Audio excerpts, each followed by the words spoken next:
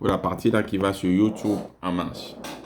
Bien, bonjour tout le monde. On va faire l'amour dans le couple et la famille.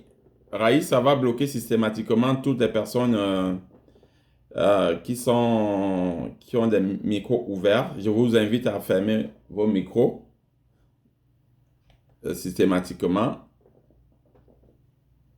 Donc, je partage mon écran rapidement pour que vous ayez le visuel sur ce que je vais dire et faire rapidement. Et je vous invite à faire des screenshots pour ceux qui peuvent, pour, euh, pour capturer le maximum d'informations. S'il y a des informations qui vous intéressent, je vous invite à faire des screenshots.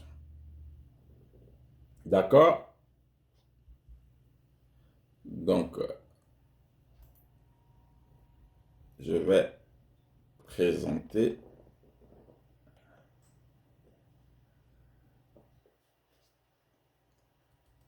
rapidement. OK. L'amour dans les couples. Bien, alors pour aujourd'hui, qu'est-ce qu'on va faire? On vient de faire le récital de chansons. Merci Béatrice, Suzanne et Bongué pour ce moment agréable que nous avons passé avec toi. Et après, ce que je vais dire, c'est pas une conférence en tant que telle. Ce que je vais faire, c'est une causerie. C'est-à-dire que on va causer ensemble et on va essayer de... Voilà, je vais bavarder un peu et après, on va essayer d'échanger sur les choses sur lesquelles je vais causer. La question n'est pas, je ne suis pas un spécialiste ou bien un expert en psychologie ou en quoi que ce soit. Donc, moi, j'ouvre le débat ici. L'intérêt de ce que je fais, c'est de vous inviter à réfléchir sur la question de l'amour. Ouais, ce que je veux faire ce matin, ce n'est pas de parler comme un expert, mais surtout, c'est de vous inviter à réfléchir sur la question de l'amour. Parce que vous êtes, je sais, vous êtes suffisamment intelligent pour comprendre et connaître ce que c'est que l'amour. Vous voyez, donc, voilà, le but de l'affaire, c'est de réfléchir sur la question de l'amour, simplement. Et tout le temps que vous allez passer ici, même sans que je ne dise rien, je suis sûr que vous aurez appris beaucoup de choses. Donc, il y a une causerie, il y a un moment de réflexion, on va voir. Il y a des moments de questions-réponses, c'est-à-dire à la fin de cette causerie, peut-être que vous avez une question à poser, quelque chose à comprendre mieux, une explication. Ou un témoignage, c'est-à-dire qu'à la fin, on pourrait estimer qu'il y a un point important que je n'ai pas abordé, sur lequel vous voudrez revenir et on va finir par des exercices pratiques parce que en général, les gens m'écoutent régulièrement sur YouTube et tout ça et à la fin, ça ne débouche sur rien. Ils écoutent, oh, ils m'appellent, ils me félicitent, ils me disent que tonton Rigo, vraiment tout ce que tu dis, c'est magnifique, c'est beau et vraiment c'est agréable. Mais quand tu regardes bien, tu te rends compte qu'ils n'appliquent pas et le bonheur auquel tu aurais souhaité qu'ils aspirent, ils n'y sont pas. Tout simplement parce qu'ils n'ont pas pris la peine de mettre en pratique ce qu'ils ont reçu. Aujourd'hui, on va beaucoup mettre l'emphase sur la pratique. C'est-à-dire à la fin, on va essayer de voir concrètement ce qu'il faut faire pour arriver à l'amour dans le couple. Donc, alors, qu'est-ce que je vais faire? Je vais parler en 4 points essentiellement. Il y aura les sous-points, mais en 4 points, je vais parler du projet. C'est-à-dire que quand on commence le mariage, on a un projet. Et je vais parler du projet comme projet de Dieu sur notre vie d'amour. Après, je vais parler de notre réalité. Je vais faire un clin d'œil au couple Takam qui a marqué l'actualité.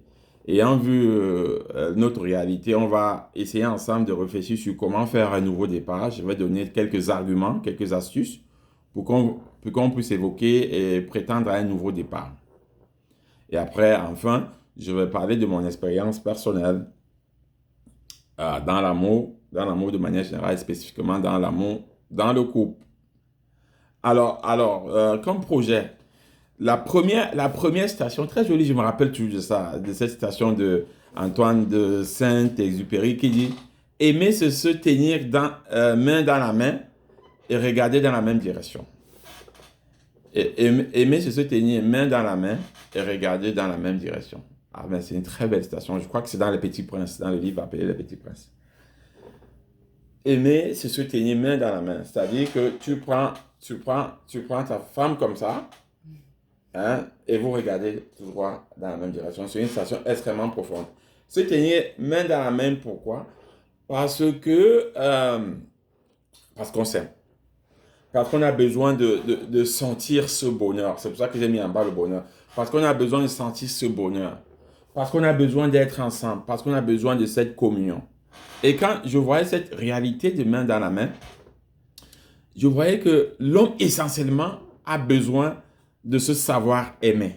J'ai un petit frère qui m'a dit un jour, quand quelqu'un te dit je t'aime, même si c'est pas pour toi que ce mot je t'aime est adressé, tu regardes et tu es content. C'est pour ça que l'amour est chanté. Il n'y a pas un film sans amour, est un film inutile, n'est-ce pas? C'est pour ça que c'est romancé, c'est écrit. L'histoire d'amour, c'est l'histoire qui prend tout le monde entier. Parce que l'amour, c'est la chose la plus essentielle que nous puissions avoir. C'est le besoin le plus profond et le plus grand que tout homme a. Que tu sois papa, que tu sois maman, que tu sois enfant. L'amour, c'est la chose la plus grande que tu as besoin. Et donc, et c'est l'amour. Le bonheur, c'est quoi? C'est se savoir aimer. C'est se sentir aimé. Donc, on a besoin du sentiment. J'ai lu ces derniers temps un livre d'André Fils Mbem, un prêtre au Cameroun, qui disait que pour se marier, pour trouver son mari, il faut avoir du sentiment pour lui. Voilà.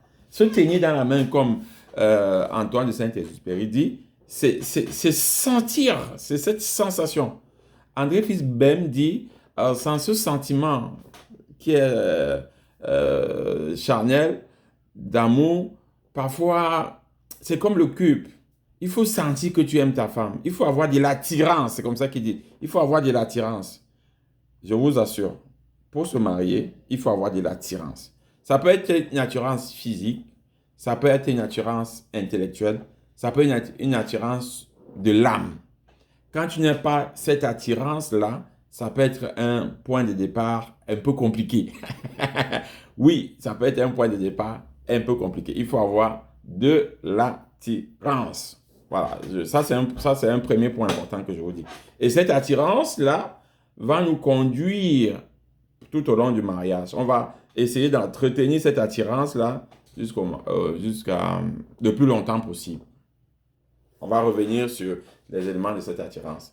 Mais l'attirance ne doit pas être que physique. Bien sûr, l'attirance doit être au-delà du physique parce qu'il peut arriver des facteurs qui font que, par exemple, le vieillissement, un facteur naturel qui font que l'attirance physique, la beauté du départ ne soit pas totalement là. Mais l'attirance est fondamentale pour le bonheur. Les gens ont beaucoup et longtemps réfléchi sur cette question de l'amour et du bonheur, que moi je regardais le phénomène ou le mot paradis dans la Bible. Les auteurs bibliques ont inventé le paradis comme un endroit de bonheur, comme le lieu auquel aspire tout homme. Voyez-vous, l'homme était au paradis seul à la création. C'est-à-dire qu'il y avait les animaux, il y avait les chiens, il y avait les chats, il y avait les lions, il y avait les poissons, il y avait tout. Mais l'homme n'était pas heureux. Vous voyez la pensée biblique, même pour ceux qui ne sont pas chrétiens. Voilà, je voudrais parler pour ceux qui ne sont pas, mettre une parenthèse pour ceux qui ne sont pas chrétiens ou totalement convaincus de la foi. C'est que essayer de prendre la Bible comme un livre de sagesse. Hein? Je ne veux pas que vous soyez bloqués. Je sais que la plupart de vous, vous êtes chrétiens, mais ceux qui ne le sont pas, ne vous bloquez pas. Chaque fois que j'utilise le mot chrétien, que j'utilise le mot Bible, ne vous bloquez pas. Utilisez la Bible comme un livre de philosophie, un livre de sagesse. La seule condition, c'est que vous puissiez comprendre ce que j'ai dit. J'aurais pu citer l'islam. J'aurais pu citer les trucs des Asiatiques et tout. Mais le truc que je connais mieux, c'est la Bible. Et voilà. Ne vous bloquez pas. Quand je dis Bible, ne vous choquez pas. Utilisez ça, considérez si vous voulez, comme un livre de sagesse qui enseigne une certaine sagesse. D'ailleurs, c'est les penseurs qui ont écrit la Bible, inspirés par Dieu. Voilà, c'était une parenthèse importante. Donc, ces auteurs bibliques mettent l'homme au centre, au paradis, et l'homme est seul. L'homme seul n'est pas heureux. L'homme avec grand H. Et la Bible dit, il faut que je lui fasse une aide qui lui soit assortie. Une femme. Voilà. C'est-à-dire, l'homme a besoin de la communion. L'homme a besoin de la communauté. L'homme a besoin d'être avec une femme. C'est-à-dire que dans le projet initial, il y en a j'allais dire le projet de Dieu, mais il y en a qui sont assez forts pour croire que, pour avoir pour Dieu le Big Bang. Hein? Donc, dans le projet du Big Bang, si ton Dieu c'est Big Bang, dans le projet initial, Dieu, Dieu a prévu l'homme pour être en communion, pour être heureux, pour être heureux au paradis. Donc, le paradis là, ce paradis là, c'est le mariage. C'est le couple. C'est la famille. Écoutez-moi bien. Le paradis, ton paradis, c'est dans ton mariage, dans ta famille, dans ta maison, avec tes enfants, avec ton mari, avec ta femme, avec ta mère, ton père. Voilà ça dans la Bible, dans le projet de Dieu. Que tu sois heureux, côte à côte avec sa femme. J'ai mis cette belle phrase de Marc Lavoine. Il a chanté ces jours-ci sur, comment ça s'appelle? The Voice. Ouais. Elle a les yeux revolver. Elle a le regard qui tue. Elle m'a touché, c'est foutu. C'est trop beau. C'est ça l'amour en fait.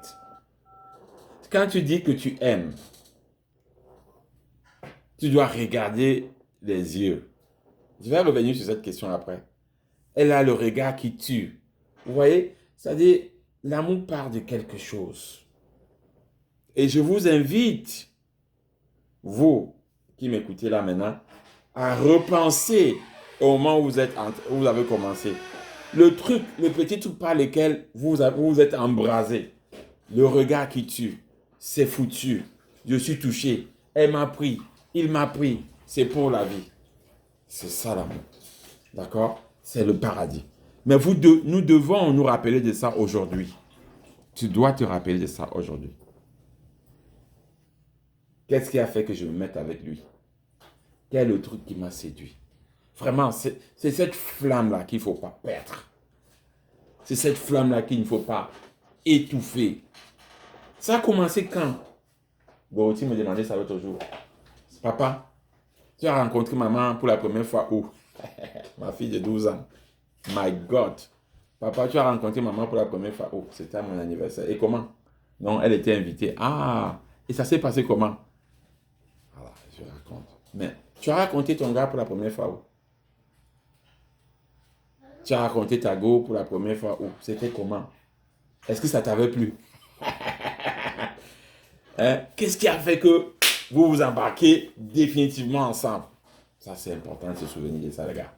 C'est capital. C'est essentiel. Donc, voilà le socle de l'amour. Aimer, c'est tout donner jusqu'à se donner soi-même. C'est un chant. Aimer, c'est tout donner. J'aurais pu donner ça. Je chante très mal en général. Je n'ai pas une bonne voix. Je n'ai pas du tout. Je n'ai pas la voix de Béatrice. Aimer, c'est tout donner jusqu'à se donner soi-même. Est-ce que vous le saviez? Est-ce que vous le saviez? Aimer, c'est donner tout. Non, vous ne le savez pas, je sais. Moi, quand je me suis marié, je vais parler de temps en temps de moi, pas pour dire que je suis un exemple, mais parce que c'est moi qui parle et si ça peut vous aider de comprendre, ce sera tant mieux. Moi, quand je me suis marié, ce que je voulais, c'est une femme qui a fait des enfants. Si je vais être honnête avec vous. C'est une femme qui va mettre ma maison propre. C'est une femme que quand je vais sortir, vous voyez, quand un homme, vous avez vu quelqu'un qui est marié, non? Quand un homme marié sort, on sent qu'il est marié. Son habit est bien repassé, son habit est propre et tout. Quand il marche, on sent que voilà, il est marié. Tout le monde dit chapeau, son habit repassé, sa chaussure cirée. Même quand il marche, sa démarche change, il est marié. Mais ce n'est pas ça le but du mariage. Non, mais pas du tout. Excusez-moi, mais pas du tout. Et les femmes aussi ont l'intention, quand elles veulent se marier, elles veulent un garçon baraqué comme moi, là, comme ça, capable de les protéger. Hein, comme ça, sûr. Quand elle se met à côté de ces gens, on sent que, voilà, ça, elle appelle mon homme. Et j'aime l'expression. J'aime l'expression là, mon homme. Elle dit que mon homme. C'est très beau. Ça dit, chacun a toujours comme une petite raison personnelle qui l'accompagne vers le mariage. Est-ce que c'est mauvais? Non! Parce qu'il faut quelque chose quelque chose pour laquelle qui m'embarque, avec laquelle je m'embarque. C'est pas mauvais. Mais il faut raffiner. Oh, le mot raffiner est trop beau. Il faut raffiner. Il faut, comme l'huile, non? On raffine l'huile là. On rend ça pur. On sort le parfum. Comme ça. C'est bon, c'est sucré. On peaufine. Ça devient ndolé. Moi, j'ai même mes publications sur YouTube. Il y a beaucoup de personnes qui ne savent pas ce que ça veut dire ndolé. Ndolé, simplement, ça veut dire que c'est bon, c'est sucré, c'est super. Voilà, il faut raffiner. Et pour raffiner l'amour dans la famille et le couple, c'est savoir que aimer, c'est tout donner jusqu'à se donner soi-même. That's it. C'est ça. Mais quand je dis ça, vous pensez que vous avez compris, mais vous n'avez rien compris du tout. La phrase là que je viens de dire, mais c'est une phrase compliquée. C'est une phrase difficile à comprendre. Tout donner. Soulignez le mot tout et mettez en majuscule. Tout. Tout veut dire quoi? C'est tout. Quand tu es fatigué, il faut aimer. Quand tu ne peux plus, il faut aimer. Jusqu'à la mort? Oui, jusqu'à la mort, il faut aimer. Pas que quelqu'un te tue. Hein. Je ne veux pas l'état comme ici. Pas que quelqu'un te tue. Mais que tu aimes jusqu'à l'épuisement. D'accord? Regardez par exemple une mère qui aime son enfant. C'est une image presque parfaite. Elle donne tout. Suzanne, tu peux témoigner. Elle donne tout. Elle ne dort pas la nuit. Dès qu'un enfant fait mouah, et les enfants sont les dictateurs. Même à 1 mois, ils sont déjà dictateurs. Ils savent que la mère est sensible aux pleurs. Quand le papa est là, il s'en fout, il pleure jusqu'à tu cales en l'air. Quand il fait seulement mouah, la mère est déjà là comme ça. Voilà, c'est ça le mariage. Quand le mari fait mouah, tu dois être là seulement comme ça. Quand ta femme fait mouah, tu dois être là. C'est tout donné. Ce n'est pas dormir. Une étape importante dans mon mariage, c'était qu'à un moment donné, j'ai appelé mon épouse, j'ai dit faisons l'effort de supprimer le non. Je te dis pas non, tu me dis pas non. Le non tue le mariage. Chérie, est-ce que tu peux me donner l'eau à boire? Non. Chérie, est-ce que tu peux m'aider? Non. Chérie, est-ce que tu peux m'accompagner à Carton Place? Non. Chérie, oh, s'il te plaît, j'ai besoin de toi. Est-ce que la nuit... Non, le non tue le mariage. Celui qui dit non, c'est celui qui n'a pas tout donné. Aimer, c'est tout donner jusqu'à se donner soi-même. Se donner soi-même. Quand tu rentres du travail, tu es fatigué. Regardez les femmes. Les femmes sont parfois plus avancées que nous les hommes. Tu rentres du travail, tu es fatigué. Il faut préparer. Oh my God. Oh Seigneur, je suis fatigué. Elle le fait de manière automatique. Pendant qu'elle le fait de manière automatique, toi, tu es en train de regarder la télé avec tes 2 pieds sur la tablette. Tu regardes ici, il y a un peu le match du Barça. Tu regardes Pascal Siakam. Tu regardes Pascal Siakam à la télé Toronto. Tu regardes les films, tu regardes les inutilités. On va revenir sur cette question après. Donc, aimer, c'est tout donner jusqu'à se donner soi-même. C'est capital que tu le saches. C'est difficile, mais c'est déjà bien que tu le saches. Quand tu es fatigué, donne. Donc, tout donner, c'est être esclave de l'autre. Philippiens 2. Jésus de condition divine. Ça veut dire que tu es grand. Personne ne dit que tu es grand. Tu es même fort. Tu peux me taper sur ta femme. Ou même tu peux me taper sur ton mari. Parce que les femmes ont la manière de taper. Elles tapent avec la bouche. Elles te piquent, elles te piquent, elles te piquent. Ça te fait mal. L'homme commence à crier, on pique. Donc, ce n'est pas seulement l'homme qui tape. Même la femme tape. Donc, avec la bouche. Elle te pique, elle te pique. L'homme se tient à la maison comme on pique. Donc, tu peux taper ton mari. Hein? Tu es de condition divine. Jésus, Philippiens 2, c'est un très beau texte. Philippiens chapitre 2, de 1 à 11. Jésus de condition divine ne retint pas le rang qu'il égalait à Dieu.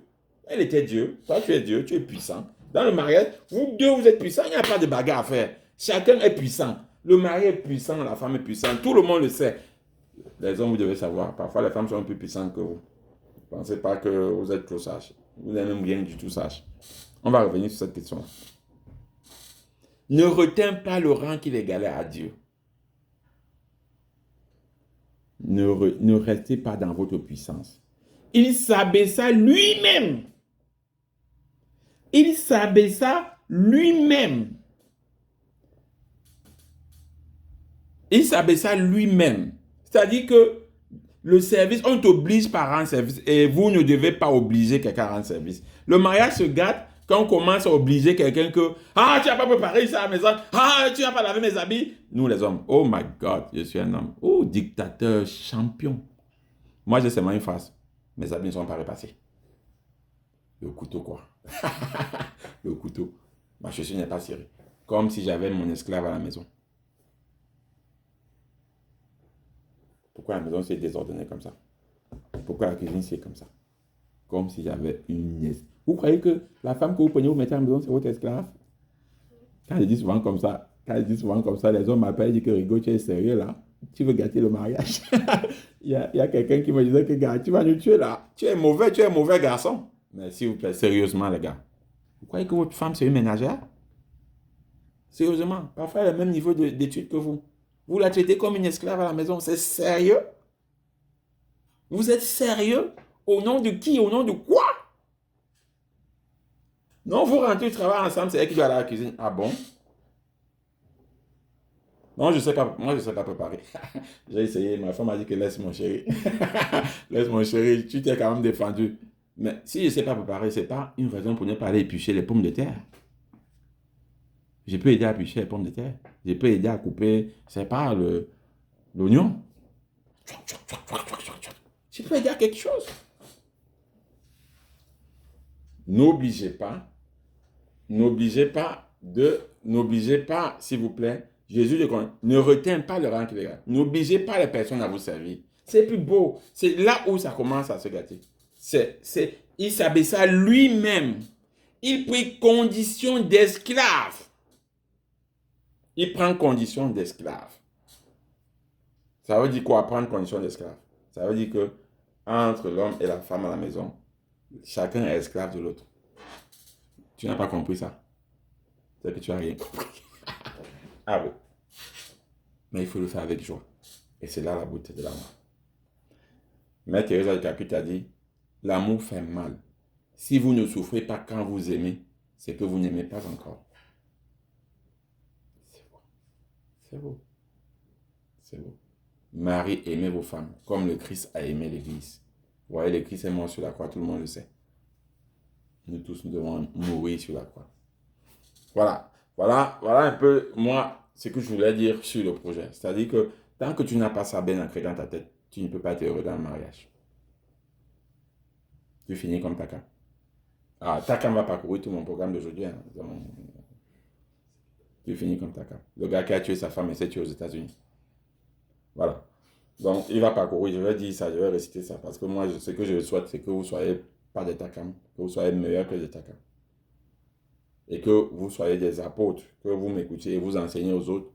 Pour être des apôtres des gens. Enseigner les gens à ne pas être des Takam. Voilà le projet. Ça, c'est capital ce que je viens de vous dire. J'espère que vous avez fait des screenshots. J'espère que vous avez filmé au téléphone. C'est ce que je viens de vous dire. Et j'espère que vous avez pris l'engagement aussi. Engage-toi à aimer. Écris, redonne ce qui va te bloquer. Écris ce qui te bloque à faire ce que je viens de dire là. Avant que je passe à l'étape suivante. Parce que l'étape suivante, c'est les conséquences. Qu'est-ce qu'on dit? La réalité. La réalité, c'est quoi? C'est qu'aujourd'hui, les mariages sont glacés. Je viens de dire qu'elle a les yeux revolver. Marco, elle a la barbe jusqu'ici, le matin. Je viens de dire qu'elle a le regard qui tue. Elle a le, comment on appelle ça? Le truc blanc là, sur les yeux le matin comme ça là. Voilà la réalité. La go que j'ai aimée, elle était la plus belle du lycée, la plus belle de l'université, est devenue à la maison la plus laide. Elle met un caleçon un mois. Ah, il faut que je vous dise ça. Oui. Non. Après, vous vous plaignez que le mariage est monté, mon gars ne m'aime plus. Et le gars aussi, lui-même a le même caleçon tous les jours, le caleçon bleu. Il ne lave même pas tous les jours. Tu ne changes pas le caleçon? Non, je change pourquoi? Je n'ai pas transpiré. Non, pour être plus sérieux, le mariage est devenu congelé. On a pris nous-mêmes les propres outils pour détruire le mariage. On a oublié que le mariage, c'est quelque chose qui s'entretient. La flamme, le sentiment qu'on a au début, on doit entretenir. La femme ne fait aucun effort. Il y a derrière les enfants. Et c'est pas facile. Hein? Je ne dis pas que c'est facile. Je ne dis pas que c'est facile. Parce qu'il y a l'enfant qui est là, qui sollicite ici. Il faut donner les seins. Il faut laver les caca, les couches. Il faut faire... Mais il faut entretenir la flamme de l'amour. Il faut entretenir ta beauté. Tu dois être toujours belle. Pourquoi c'est les jeunes filles qui sont sur Snapchat? Pourquoi il n'y a pas de femmes mariées là-bas? Pourquoi? Dites-moi. Dites-moi. Dites-moi pourquoi. Pourquoi c'est les jeunes filles qui sont belles? Pourquoi c'est les filles du dehors qui sont belles? Les filles du Njoka. Njoka, ça veut dire dehors. Pour ceux qui m'écoutent et qui ne sont pas camerounais. Ça veut dire les filles qui sont dehors là. Pourquoi c'est elles qui sont belles? Voilà. Tout ça, l'homme, avec sa vieille chaussure, parce qu'il travaille pour nourrir sa femme, il se dit que, comme je travaille déjà, j'amène l'argent à la maison, je veille sur tout le monde, je suis le protecteur, j'ai le droit d'avoir une chaussure sale. Les chaussettes trouées. Je n'ai plus à me parfumer. J'ai fait punk là, punk coiffure zoulou. Dans ma go me voilà. Elle confirme que, gars, je dois te protéger. Oui. Pourquoi je dois laisser mon corps... Comment on dit laisser le corps à quoi là? Laisser mon corps. Pourquoi je dois laisser mes pieds au chic? Hein? Quand je mets ma coiffure là, je fais ça. Même ma fille Félix, elle ne sait pas. Elle confirme que tonton, là, ça donne. Tu es bon là. Le mariage est devenu froid. Les mariés ne se regardent plus. On se parle à peine. Ouais, l'homme qui entre à la maison. Il ne dit même pas à sa femme, bonjour, rien. Hein. Il a ses mains. Il part où? Tu pars où? Tu n'as vu personne à sa maison. Il a ses mains, il tient ses mains sur le couloir, il ne salue même pas. Oui, même si salue, il ne regarde même pas. Mais qu'est-ce que tu empêches de donner un bisou? Ça va te faire mal. Quand ta femme te fait un bisou, elle va coquer tes lèvres. Non, il en dit pas seulement son couloir, il passe seulement dans son coin. Il commence à chronométrer le temps, combien de temps on met avant de lui mettre à ta petite taille qui est esclave dans cette maison. On ne se parle plus. On se parle avec les mots courts. C'est-à-dire qu'après 10 ans de mariage, le mariage c'est quelque chose tel que plus le temps passe, si vous ne faites pas attention, ça se gâte seulement. Hein. Ce n'est pas l'ancienneté qui renforce le mariage. Hein. Le mariage c'est quelque chose que plus le temps passe, plus ça se gâte parce qu'on accumule des frustrations et des blessures. D'ailleurs, on va faire une formation sur l'intelligence émotionnelle. Les choses que tu accumules, tu ne résous pas. À un moment donné, ça devient une bombe. Dès que tu repars à ton mari, c'est avec les mots courts. Oui. Non.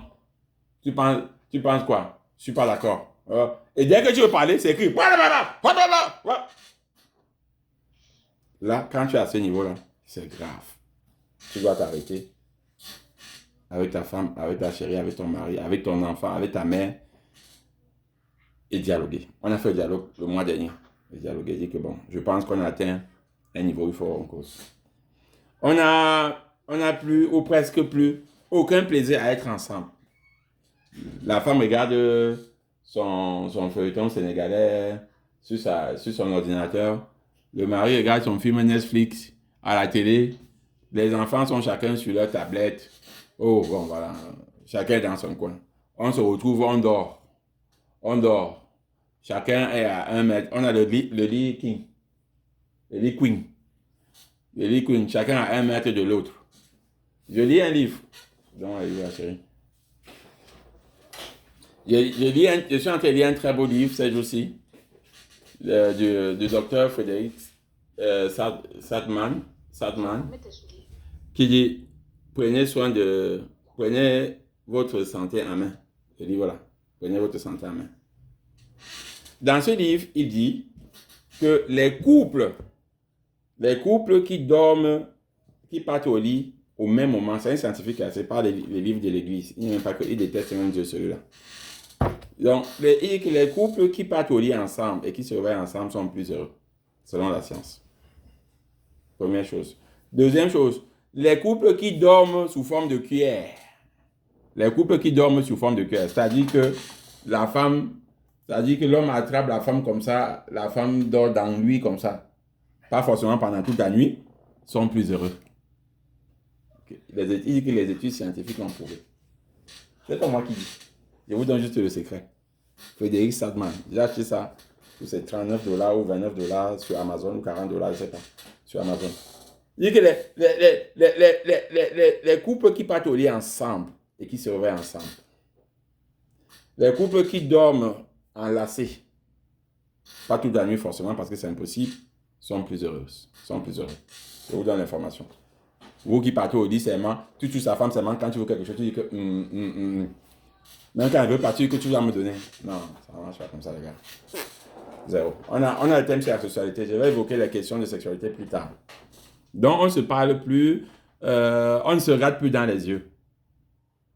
Regarde, tu as 10 ans de mariage. Parfois, je regarde les couples, je regarde qui se regardent. Chacun, la femme esquive l'œil du mari, et quand elle va mettre l'œil du mari, elle met l'œil dur pour discuter ce qu'il a dit. Parce que quand c'est déjà gâté, la femme discute tout ce que le mari dit. Elle est toujours contre le mari. Comme c'est le tireur. Bon, allez, on se déteste, on se méprise. Les rancunes, l'humiliation, les violences conjugales. Moi, j'avais une affiche, tapez sur Internet le taux de violence conjugale, vous n'allez pas croire à vos yeux. C'est presque 70%. Et la palme d'or, c'est en Afrique. La prison, c'est-à-dire qu'on est à la maison, comme si on était en prison.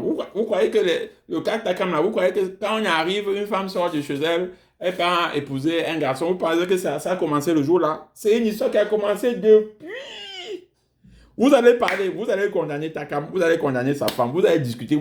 La réalité, c'est que le couple est mort depuis longtemps. Et si toi, tu ne prends pas soin de toi, tu vas finir comme Takam. Voilà. Moi, je suis Camerounais. Chez nous, on a les musulmans, les nordistes. Ils disent Walai. Je ne sais pas ce que ça veut dire. Qu'est-ce que ça veut dire? Walai. Voilà, c'est tout. Tu ne prends pas soin de ton couple d'amour. Tu ne fais pas le check-up. Le check-up, non. Check-up. De l'amour dans ton couple maintenant, aujourd'hui, today. Si ton mari n'est pas dans le truc, c'est là. Va l'appeler maintenant, qui commence à écouter, qui vient, va l'appeler maintenant. Qui vient écouter avec toi. Parce que c'est mieux qu'on écoute à deux. Parce que quand tu vas aller lui dire, ou tu vas aller dire à ta femme, elle va dire que, ou il va dire que c'est toi qui as inventé les mots pour l'embrouiller. D'ailleurs, ça sera sur YouTube. Après, tu écoutes. Tu le fais écouter. Quand il écoute, vous écoutez à deux. Mais il faut faire le check-up de votre amour. Où est-ce que nous en sommes? C'est ça qu'on va faire l'exercice de fin. Il faut m'appeler ça la fin. L'exercice de fin, c'est où est-ce que nous en sommes? Est-ce qu'on a encore cette ardeur des premiers jours? Il y a des gens qui n'ont même pas connu l'ardeur là. Hein? Ah, c'est triste. C'est triste.